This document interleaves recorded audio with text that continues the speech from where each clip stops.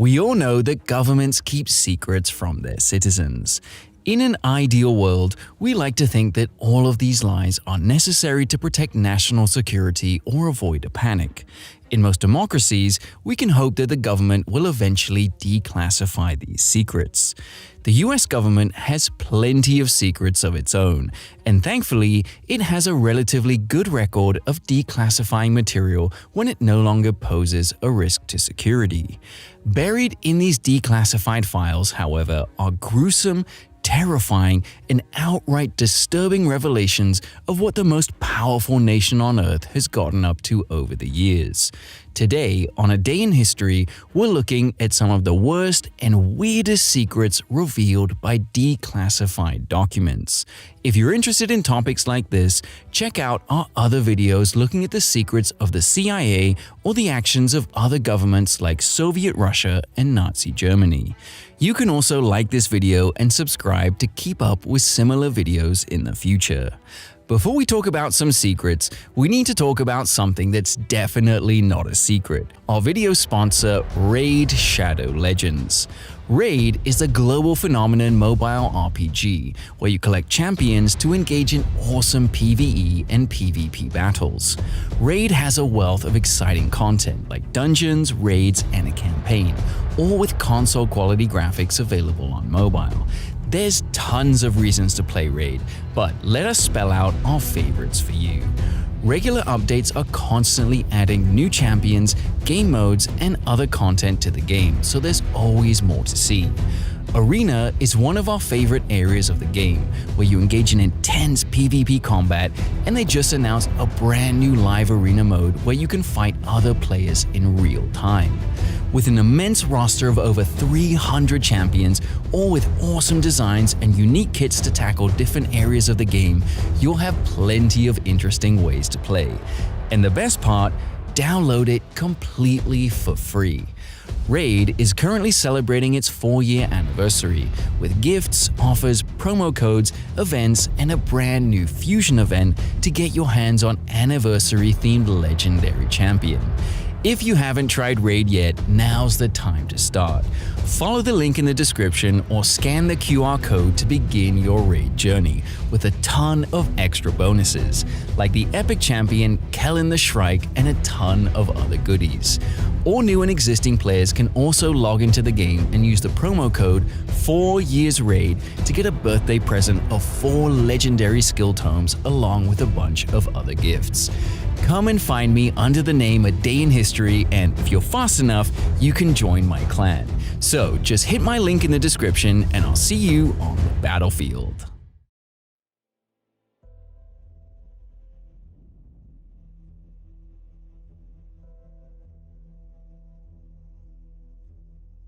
The US government has developed some of the most advanced and dangerous technologies in the world. Among these, few are more infamous than the atomic bomb. It's no surprise then that the US invested a great deal of effort into researching the effects of radiation. Many of these experiments were ethical and productive, but some were not, and perhaps the worst was Project Sunshine. Starting in 1953, the US wanted to know whether ongoing atomic tests were affecting the general population. The Atomic Energy Commission debated over how they could investigate such a sensitive subject, and eventually settled on a grim solution. They would secretly steal bodies, mostly those of babies and children, and conduct tests on them. Members of the project were told to secretly work, quote, through personal contacts with foreign doctors, to slowly assemble samples. It would arouse less suspicion to spread out the body snatching across the world, rather than gather them all in one place. Documents record the AEC commissioner at the time claiming, if anybody knows how to do a good job of body snatching, they will really be serving their country. From Britain to Australia, US agents retrieved parts or whole bodies of young children to measure the amount of strontium-90 being absorbed into their bones. Secrecy meant that they didn't ask the parents first.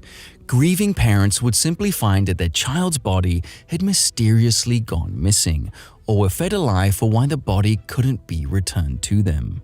In one famous case reported in Britain, a mother was prevented from personally preparing her son's body for the funeral because doctors had to hide the fact that they'd removed his legs and sent them away for Project Sunshine. Scientists used the samples in experiments and produced several studies, none of which revealed the true origins of their material.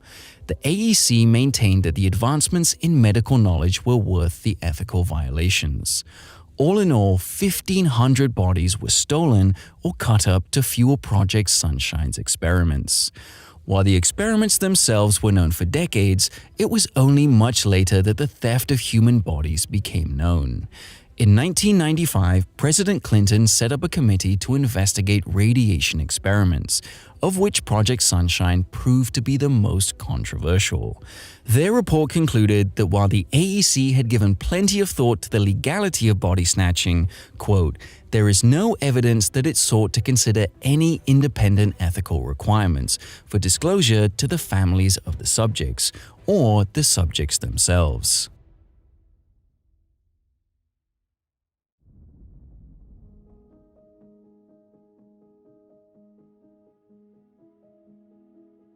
Sunshine was just one unethical medical experiment undertaken by the US government.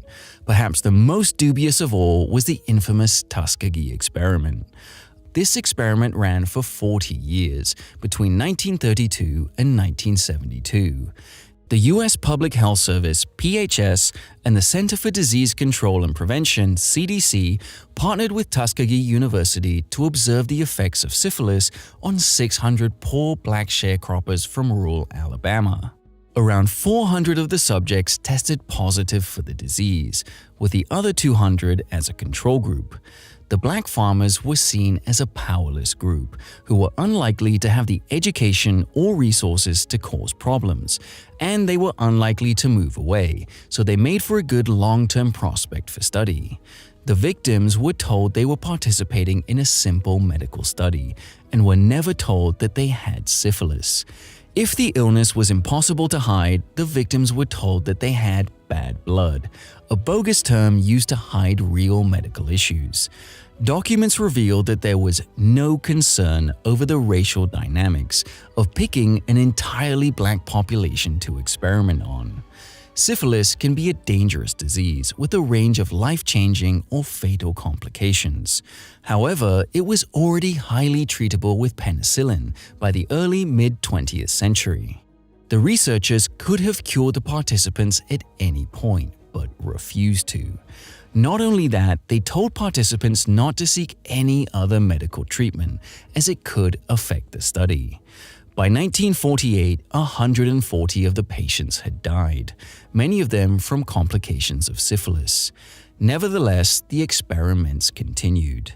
Participants were invited to annual checkups for decades, where researchers analyzed the progress of the disease while pretending to be doing normal medical tests. The study continued, and every year more participants would die from the disease.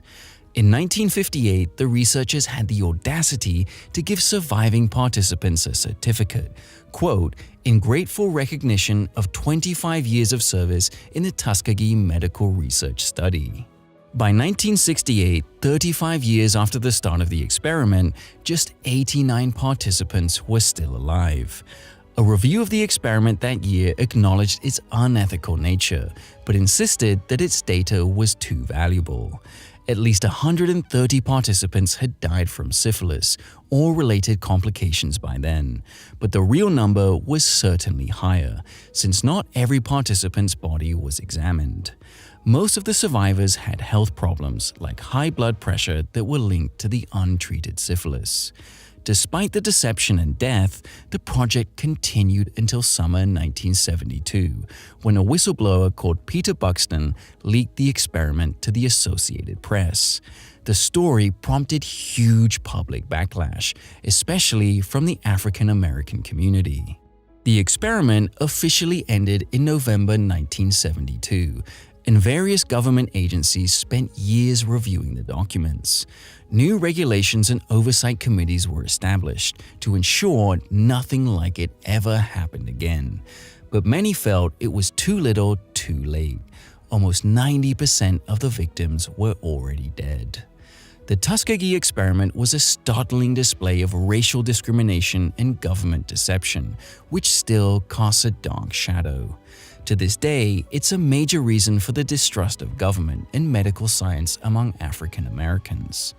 In recent years, the memory of Tuskegee was cited as a reason for low vaccine uptake among Black Americans during the COVID-19 pandemic.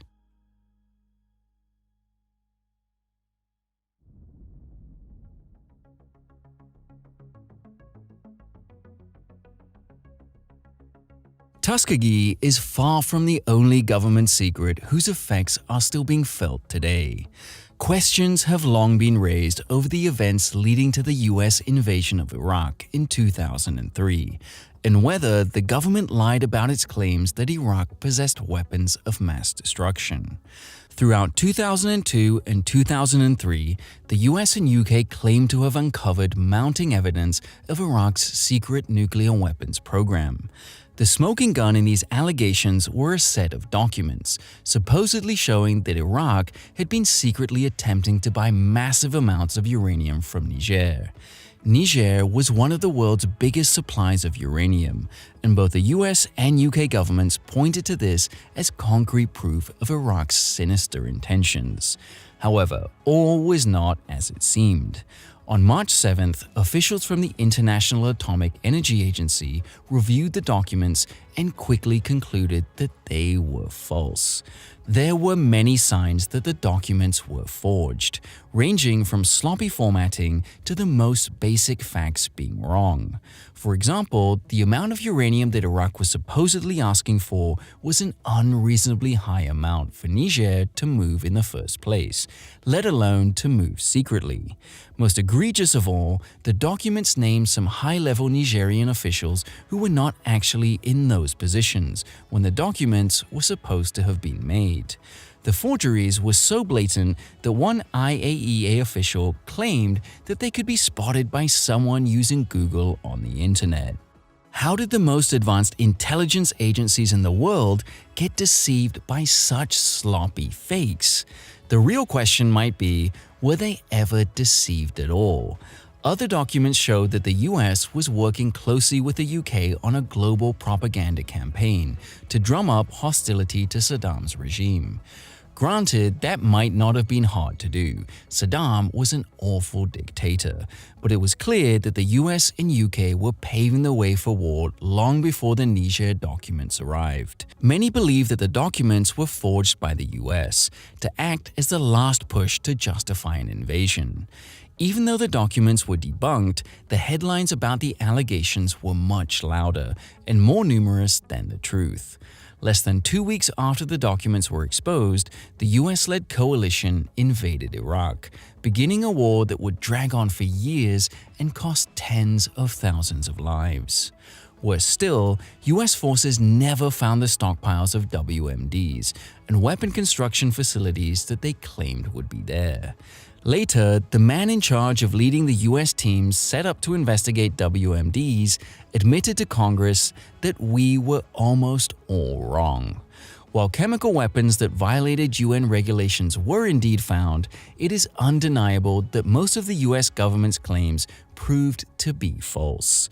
As these leaked documents show, we have to ask if the government already knew that.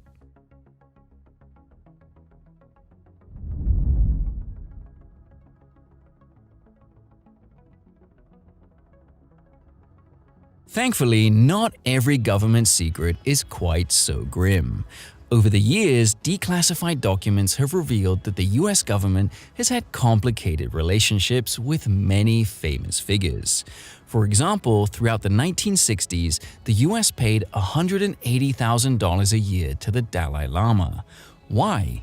The Dalai Lama was seen as a useful asset to resist Chinese expansion in Tibet. The US also funded the Tibetan resistance as a way to stop the spread of communism in Asia. But the Dalai Lama was not alone in helping the US government. Maybe the strangest of all of these was Julia Child, the beloved chef who captured American hearts for decades with her recipe books and cooking shows.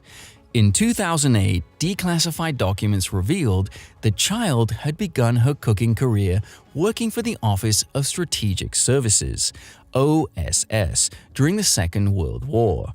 Her enemy? Sharks. The OSS wanted a way to stop sharks interfering with underwater explosives. Child ended up creating a shark repellent that successfully protected the explosives, and it's still in use today. This was actually the first time Child dabbled in cooking. Of all the secrets buried in the government files, the true origins of America's first celebrity chef is certainly one of the weirder ones. Of course, not every celebrity was on good terms with the US government. These days, it's well known that the FBI spied on Martin Luther King and attempted to blackmail him with knowledge of his affairs, even suggesting that he should kill himself. Another target of US surveillance was John Lennon, frontman of the Beatles. Lennon was famously active in politics, with strong ties to various anti-war and communist groups. In 1971, Nixon asked the FBI to monitor Lennon, which they did for at least 11 months. They kept records of his meetings with political groups and details of his personal life, but by 1972, they decided that there was nothing worth monitoring. However, the government wouldn't let it be and tried unsuccessfully to deport him in 1973. The truth about the surveillance first emerged in 1981, when an investigative journalist, John Wiener, was granted access to some documents following Lennon's assassination. However, it would take until 2006 for every document to be released, following lengthy court battles and debates about national security. When revelations of the FBI's monitoring came to light, many people couldn't imagine how the government could get away with spying on a popular public figure. As it turns out, they hadn't even begun to scratch the surface.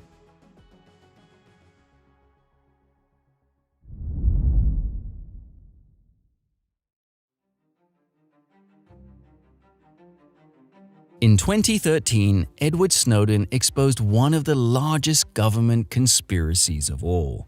The US government had been spying on civilians, organizations, and governments all over the world for decades. Snowden had been an employee of the National Security Agency, NSA, where he became alarmed at the NSA's surveillance program. After his concerns were ignored by NSA officials, Snowden fled to Hong Kong and leaked thousands of classified documents to the press, igniting a global firestorm over surveillance by the US government and its allies. Snowden's leaks showed that NSA, CIA, and other government agencies had been spying on electronic communications around the world. Phone records, text messages, emails, video calls, locational metadata, and other forms of electronic data were being intercepted and recorded for supposed counter-terrorism purposes. Immediately, citizens, journalists, civil rights groups, and foreign governments criticized the US and its allies for huge breaches of privacy. The extent of the surveillance was incredible. Documents showed extensive collaboration between the NSA and major tech companies like Google, Facebook, and Microsoft to steal users' data. For example, the NSA had access to the phone records of over 120 million Verizon users.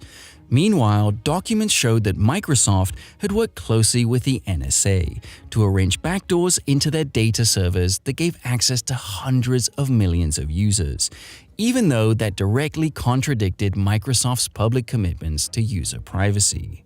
By late 2012, the NSA had the means to intercept an estimated 75% of all US internet traffic.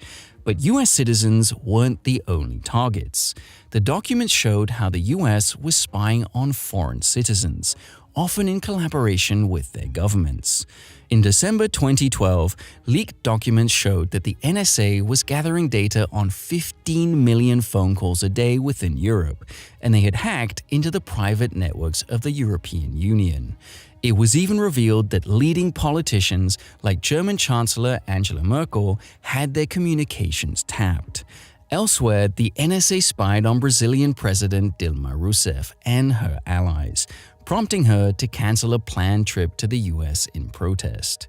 US agencies even hacked into the UN's private video conferencing networks. It seemed that no one was safe. The reaction from the US government was a mix of denial, downplaying, and demonization. President Obama insisted that there was no spying being conducted on Americans, but those claims rang hollow as more documents piled up and evidence became irrefutable. Some officials attempted to blame Russia, arguing that the wound to the US's international reputation was exactly the sort of thing Putin would want. These claims were fueled when Snowden sought asylum in Russia in 2014 and was later granted citizenship. However, there is no evidence of Snowden having contact with Russia before the leaks, nor is there any evidence that the hundreds of journalists who actually leaked the documents publicly were Russian agents, and none of that disputes the fact that the claims in those documents were true. The US government charged Snowden under the Espionage Act and committed to clamping down harder on whistleblowers and leakers. The embarrassment caused by the Snowden scandal and then the WikiLeaks scandal soon after might be the reason for the Obama administration's noticeably harsh treatment of journalists. According to the ACLU, the majority of jail time handed out by the US government to journalists under the Espionage Act was done by the Obama administration, dwarfing the prosecutions from other famously anti-journalist administrations, like those of FDR, Nixon, or even Donald Trump combined. The worst part about the NSA spying scandal was that nothing was done about it. Once public shock and outrage died down, nothing changed. We all seem to have accepted that the US government, or any government, is constantly collecting data on us every minute of our increasingly digital lives. If anything, they've become more blatant about it. Governments and technology companies are more closely linked than ever, as they work to monitor, control, and censor their citizens, and there's no sign that will change anytime soon. We've only caught a glimpse of the secrets hidden in the files of the US government. We can only wonder what else will be revealed in time and what will never be revealed at all.